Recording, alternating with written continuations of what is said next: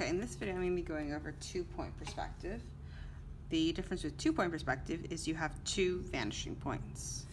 This makes it a little bit more complicated to apply your perspective.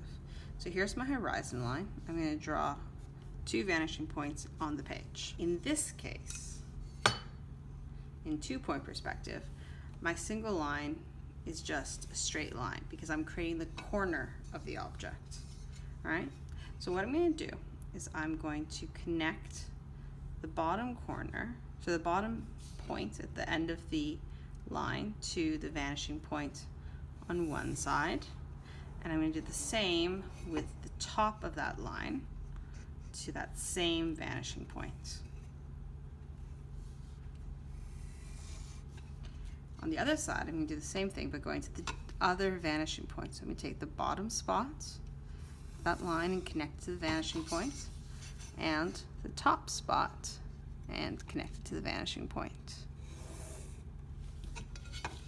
So now I've made my 2 sides of my cube, but I haven't actually defined the space of where they end and where they start. So what I'm going to do is I'm going to draw the side edges of my cube. Okay, one and the other. Okay, so now that I've defined where my side edges are, I can connect those to the vanishing points. But this time, I connect it to the opposite vanishing points. Okay, for my first line, I always went to the same side.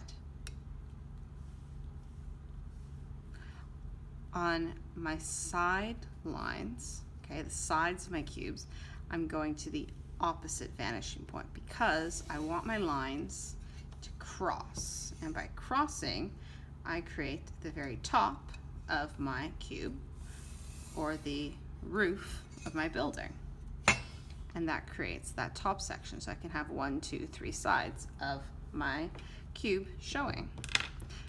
Once again, I want to erase my vanishing lines, and that allows me to see my object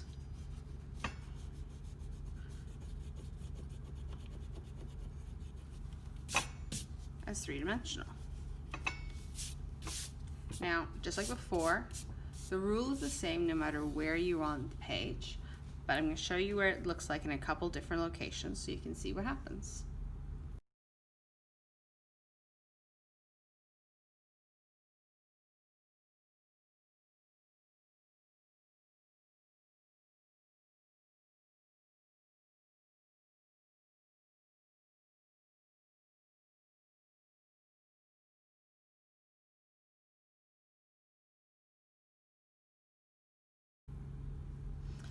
Now you can see that the 2-point perspective works in whatever location you put it in.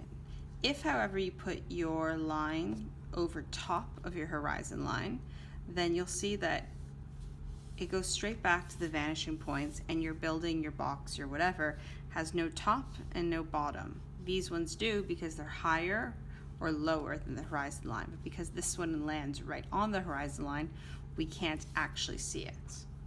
So keeping that in mind, let's look at what happens when you put your line on the horizon line, not over top, but resting right on.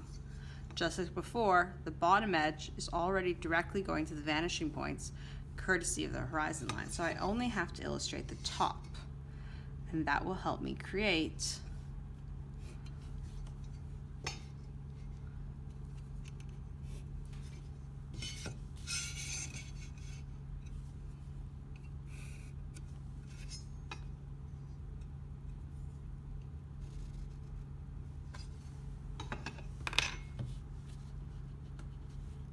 Now by doing that, I've got my rectangle sitting straight on the horizon line. So I could imagine that this building is just beyond the horizon line and quite tall, which is why it's getting bisected by the horizon line.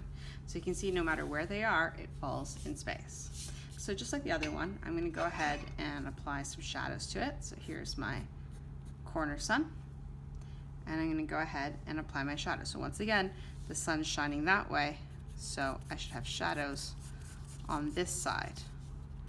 Now remember, not only are the shadows on the objects themselves, but they create cast shadows which in some cases fall on top of the next object. So it's good to imagine how shadow falls to the ground and then goes up the back side of the building and over top of the roof slightly, because this one is quite tall and blocking the sun.